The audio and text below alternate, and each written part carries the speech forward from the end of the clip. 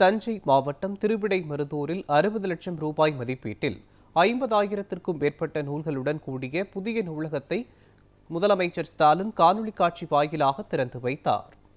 இந்த நூலகத்தின் சிறப்புகள் குறித்து நூலகர் ராஜாவிடம் நமது செய்தியாளர் விக்னேஷ் நடத்திய கலந்துரையாடலை தற்போது பார்க்கலாம்.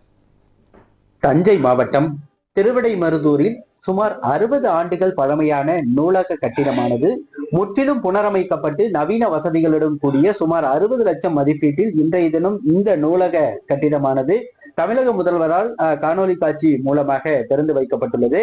குறிப்பாக 60 ஆண்டுகள் பழமையான இந்த நூலகத்தை பொறுத்தவரை சுமார் 50,000க்கும் மேற்பட்ட பல்வேறு நூல்கள் இந்த நூலகத்தில் தொடர்ந்து இருந்து வருகிறது. குறிப்பாக இந்த நூலகத்தை பொறுத்தவரை தஞ்சை மாவட்டம் திருவிடைமருதூரில் உள்ள இந்த நூலகத்தை பொறுத்தவரை 50,000க்கும் மேற்பட்ட பல்வேறு நூல்கள் இந்த நூலகத்தில் தொடர்ந்து இருந்து வருகிறது. இது குறிப்பாக இந்த நூலகத்தில் வாசகர் வட்டம் அமைப்பு ஏற்படுத்தப்பட்டு இதில் 30 உறுப்பினர்கள் சேர்ந்து இந்த நூலகத்தில் பெரும்பாலான நூல்களை தொடர்ந்து பராமரித்து வாசகர்களை ஊக்குவித்து விழிப்புணர்வுகள் ஏற்படுத்தி தொடர்ந்து செயல்பட்டு வருகின்றனர்.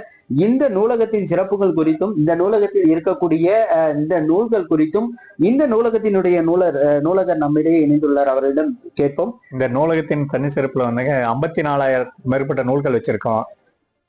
30க்கும் மேற்பட்ட உறுப்பினர்களை கொண்டு வாசகர் வட்டம் இருங்குது. 5,000 உறுப்பினர்கள் எங்க நூலகத்துல இருக்காங்க. வாசகர்களுக்கு வேண்டிய நூல்களை அவங்க மனங்கோடாம நாங்கள் சர்வீஸ் பண்றோம். டோனட் எல்லாம் வாங்கி டிஎன்பிசி, ரயில்வே, பிஎஸ், பேங்க் டெஸ்ட், இந்த மாதிரி அரசினுடைய பணிகள் வந்து மாணவர்கள் பயனடையணும்னு நாங்கள் முழு நேரமா இல்லை அவங்களுக்கு வேண்டிய உதவிகள் நாங்கள் பண்ணிட்டு இருக்கோம். யார் எந்த நூல்கள் வந்து கேட்டாலும் நாங்கள் இல்லைன்னு சொல்றதில்ல, உடனே எங்க சர்வீஸ் பண்ணி கொடுப்போம். டிஎன்பிசி இல்லை எனக்கு இது வேணும்னா உடனே ஏற்பாடு பண்ணி நாங்கள் கொடுத்துருவோம்.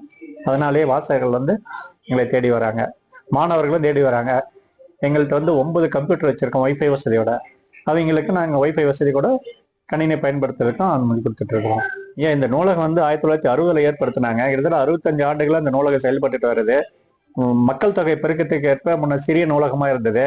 இப்போ அது எங்களுடைய அரசுக்கு எங்களுடைய கோரிக்கை வச்சு நாங்கள் ஒரு 60 லட்சம் ரூபாயில ஒரு முழு நேர கிளை நூலகத்துக்கு வேண்டிய அத்தனை கட்டமைப்பு வசதிகளும் அரசாங்கம் எங்களை பண்ணி கொடுத்திருக்காங்க.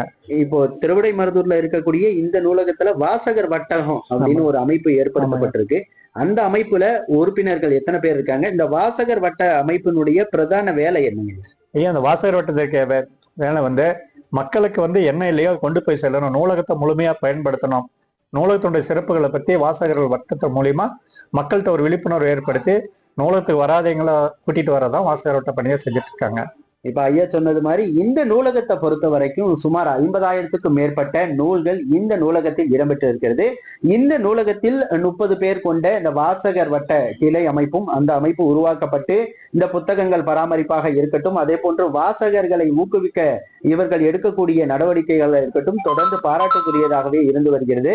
குறிப்பாக திருவிடைமருதூரில் சுமார் 60 ஆண்டுகள் பழமையானதாக இருக்கக்கூடிய இந்த நூலகத்திற்கு கட்டடம் புதிய அமைப்புடன் கட்டமைப்பு வசதியுடன் ஏற்படுத்த வேண்டும் என்று இந்த பகுதி மக்கள் மற்றும் வாசகர்கள் தொடர்ந்து அரசுக்கு கோரிக்கை வைத்ததன் அடிப்படையில் இன்றைய தினம் சுமார் 60 லட்சம் மதிப்பீட்டில் நவீன வசதிகளுடன் கூடிய கட்டிடமாக இந்த கட்டிடத்தை தமிழக முதல்வர் காணொலி காட்சி மூலமாக திறந்து வைத்தார். இந்த வகையில் திருவிடைமருதூரில் இந்த திறப்பு விழாவில் மயிலாடுதுறையினுடைய முன்னாள் எம்பி ராமலிங்கம், திருவிடைமருதூர் பேரூராட்சியினுடைய பெருந்தலைவர் புனிதா மயில்வாகனன், துணை பெருந்தலைவர் மயில்வாகனன் உள்ளிட்ட ஏராளமானோர் கலந்து கொண்டு தொடர்ந்து குத்துவிளக்கேற்றி தொடங்கி வைத்தனர். நியூஸ் 7 தமிழுக்காக திருவிடைமருதூரிலிருந்து விக்னேஷ்.